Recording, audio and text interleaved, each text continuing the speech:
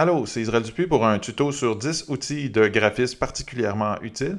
On va commencer sur le site de MyFont. On a l'application What the Font ici. Donc, le site de MyFont partage des polices d'écriture, mais là où ça devient intéressant, c'est avec ce petit logiciel-là qui me permet d'aller choisir un fichier. Alors, par exemple, j'ai un logo ici, je ne sais pas c'est quoi cette police d'écriture-là, puis je dois venir faire des modifications ou une image de marque, je choisis le fichier, je fais Continue, et là, le site va m'aider à aller trouver quelle police d'écriture est utilisée dans ce logo-là, tout simplement en l'aidant à identifier un petit peu les polices d'écriture comme ça, et je l'aide un petit peu comme ça, j'écris c'est un E, un X, et puis là, il va me suggérer des polices d'écriture diverses. Alors là, je peux aller chercher et puis il va me dire qu'est-ce que c'est comme police d'écriture. Là où c'est intéressant, c'est que ça me donne des bons indices, puis après ça, je peux faire une recherche parce que souvent, ce sont des polices payantes. Mais par contre, il n'y a rien qui m'empêche d'aller faire une recherche puis de dire, bon, police comme Meta FF. Sinon, toujours dans le but d'identifier nos polices d'écriture, on a le moderator, donc de Fun Squirrel. Alors, Fun Squirrel, je le trouve un petit peu plus efficace parce que là, si j'upload mon image ici, par exemple, je vais être capable d'isoler une partie de mon image, de mon fichier.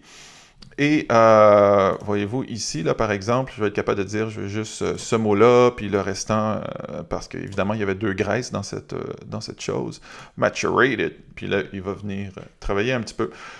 Puis là où Fun Squirrel est intéressant aussi, c'est qu'il me propose des polices d'écriture gratuites. Alors ça, c'est quelque chose qu'on aime bien, n'est-ce pas, lorsqu'on est aux études, c'est d'avoir des polices d'écriture gratuites. On s'en va sur des fonderies qui me permettent d'aller télécharger ça gratuitement. Pendant qu'on est sur le site de Font Squirrel, ce qui est intéressant aussi sur Font Squirrel, c'est son generator. Alors, qu'est-ce que ça veut dire, ça? C'est que si on fait des polices web, donc, on veut souvent faire un design, le montrer à notre client, à notre professeur, puis après ça, faut le mettre en ligne, puis il faudrait utiliser la même police, puis évidemment, pour des enjeux d'indexation, on veut avoir des polices web. Alors, ce qu'on va faire, c'est qu'on va juste uploader la police qu'on a utilisée, par exemple, le fichier TTF ici, et à ce moment-là, lui, il va faire une analyse de ce fichier-là. Je vais cocher expert ici, puis je vais lui spécifier qu'est-ce que je veux avoir comme format d'écriture, comme format de police web. Alors, par exemple, ici, je choisis ça. Et là, je peux aller chercher ma police d'écriture. Et ce qu'il va faire, c'est qu'il va me fournir un petit kit à la fin, une fois qu'il va avoir terminé de faire son analyse. Voici, voilà, et il va venir me fournir un petit kit. Ici, dis-je, voilà, Webfont Kit, et il va me donner le petit WOOF, le petit SVG, le CSS, puis il va même me donner un petit démo dans le fichier HTML pour ce que je puisse voir qu'est-ce que ça donne lorsque c'est en ligne, cette police-là web. Donc ça, c'est un outil qui est super efficace à ce niveau-là. Pendant qu'on est sur Font Squirrel aussi, Font Squirrel, c'est une plateforme super intéressante pour choisir des polices web ou même des TTF. Si on va par exemple dans les polices récentes qu'ils ont à nous donner, des fois c'est un petit peu différent.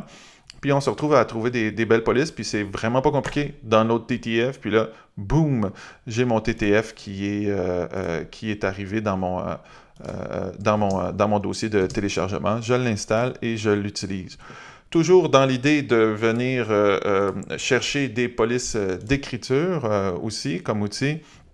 On a bien évidemment DaFont ici, où est-ce que je peux aller choisir une police d'écriture, puis il va me la donner. Puis on a aussi Google Font, qui est un outil autant qu'une plateforme qui me permet d'aller choisir des polices d'écriture ici gratuites et de pouvoir, justement, lorsque je paye sur le petit plus ici, j'ai une police d'écriture. Lorsque je paye sur téléchargement, ça me télécharge la version que je peux utiliser à travers mes logiciels de mise en page, par exemple InDesign, Illustrator et Photoshop. Et lorsque je veux l'utiliser en ligne, j'ai juste à prendre le petit lien ici et l'ajouter dans le head et dans le CSS de mon site web.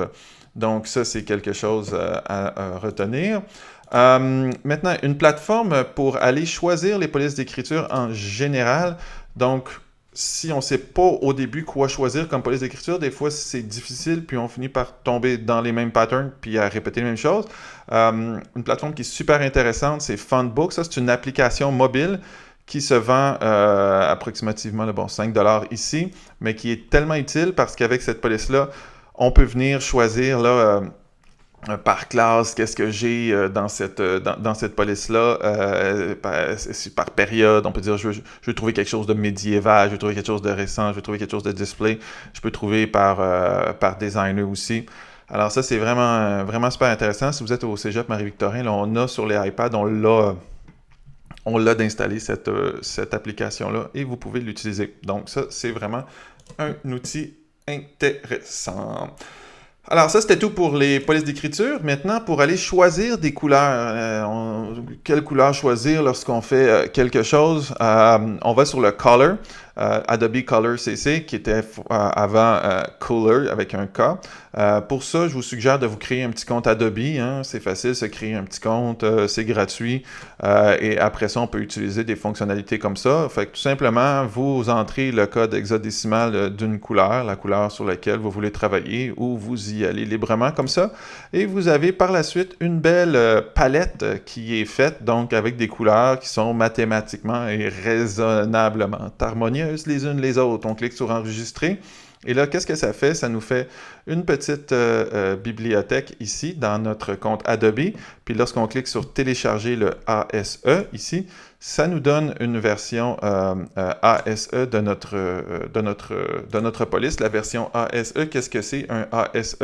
C'est dans n'importe quel logiciel Adobe, on fait ouvrir la bibliothèque de nuances, on fait autre bibliothèque, puis là, on peut aller chercher le petit fichier ASE qu'on vient de faire sur notre couleur, puis ça s'ouvre dans une nouvelle fenêtre comme ça. Fait que ça, c'est super utile.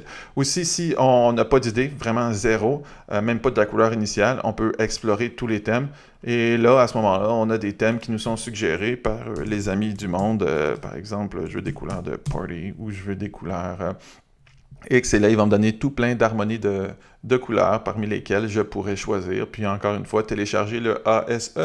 Dans les couleurs aussi, là, on a aussi le petit logiciel colors.co, très efficace aussi, très simple, tout simplement en pesant sur le... Des fois, là, c'est vraiment niveau zéro de l'inspiration. Je fais juste appuyer sur ma barre d'espacement, puis il va me suggérer plein d'harmonies de couleurs. Ou alors, je peux venir tout simplement éditer une couleur ici, aller choisir une couleur de départ, peser sur ma barre d'espacement, puis il va ajuster avec les autres ici. Alors, par exemple, ici, j'ajuste une couleur, je voudrais avoir ça. Ensuite, je clique sur Lock, il me barre cette couleur-là. Puis il me crée une harmonie de couleurs. Je me dis, OK, ça va. Maintenant, celle-là n'était pas tout à fait à mon goût. Je veux faire ça. Je m'en viens l'ajuster. Je la lock. Puis après ça, c'est ceux qui restent, qui sont ajustés en fonction de ces deux premières-là. Fait que c'est quand même assez intéressant. Et par la suite, on peut cliquer sur Export. Et on exporte un petit SVG ou un PNG qu'on ouvre dans Illustrator. Puis on ouvre notre pipette. Puis on prend les couleurs qui sont là. Dans les outils en général, du Lorem Ipsum, on fait des designs, on va mettre du texte de substitution, le petit lipsum.com ici, par exemple, c'est sûr que dans les logiciels comme InDesign puis Illustrator, on a du Lorem Ipsum. Mais lorsqu'on fait des sites web, par exemple, des fois, on ne l'a pas. Alors, on peut générer 10 paragraphes de Lorem Ipsum, puis là, il va nous générer du Lorem Ipsum comme ça. Donc, ça, c'était un facile. Ensuite, un logiciel de 3D. Ici, des fois, ça a l'air difficile, le 3D. On ne sait pas trop, comment s'y prendre. Il y a le petit logiciel thinkercad.com. Donc, Thinkercad, qu'est-ce que c'est? C'est que c'est un petit logiciel qui me permet de créer des designs 3D vraiment très, très facilement. Et surtout, qui s'impriment bien en 3D. Alors, par exemple, dans le cas de ça ici, là, regardez, j'ai des formes de base ici que je fais juste mettre, que je peux travailler comme ça, vraiment d'une manière très, très, très intuitive, très facilement. Et je peux venir percer. Donc, admettons que je choisis de mettre un cylindre ici. Je choisis que ce soit un trou, puis je choisis les deux, et je fais CTRL-G pour grouper, puis poum, il vient de percer ma forme. Donc, vraiment, vraiment simple. d'utilisation. Et lorsqu'on exporte ça ici, on peut exporter en SVG pour faire un laser cut, donc pour faire si on est sur un système SNC, pour couper dans une planche de bois par exemple, ou pour aller en 3D print ici. Et là, j'ai vraiment du bon service, puis il va venir m'exporter un design qui est facilement imprimable en 3D. Fait que Tinkercad, d'ailleurs, Tinkercad, c'est dans la suite des logiciels Autodesk. Et Autodesk, vous avez plusieurs outils qui sont gratuits. Si vous vous enregistrez comme étudiant ici, tous les logiciels Autodesk vont être gratuits pour vous, ou presque. Là, ça fait que si on veut utiliser Maya ou Tinkercad ou d'autres logiciels, Sketchbook de AutoCAD, c'est gratuit pour les étudiants. Un dernier outil utile pour venir partager des fichiers lorsqu'on travaille en équipe, par exemple. Donc, Dropbox, un incontournable ici. Dropbox, ce qui est intéressant, c'est qu'évidemment, on peut avoir un compte gratuit, puis après ça, on peut partager les fichiers avec les autres. Donc, on écrit le courriel de la personne et la personne pourra avoir accès à nos fichiers de manière gratuite, puis pourra en mettre d'autres. Donc, pour des plateformes de collaboration, on n'a pas toujours une clé USB avec nous, puis des fois, on oublie notre clé USB, elle passe dans le lavage, ne sais-je. Alors ça, Dropbox va être un utilitaire facile et utile. Alors voilà, c'était quelques outils importants et utiles en graphisme. N'hésitez pas à en rajouter d'autres. Puis vous pouvez aussi, bien sûr, en tout temps, aller sur le site graphisme.guru qui regroupe tous les tutos qu'on fait là, dans le cadre de ce projet-là au département de graphisme du Cégep Marie-Victorin. Alors voilà.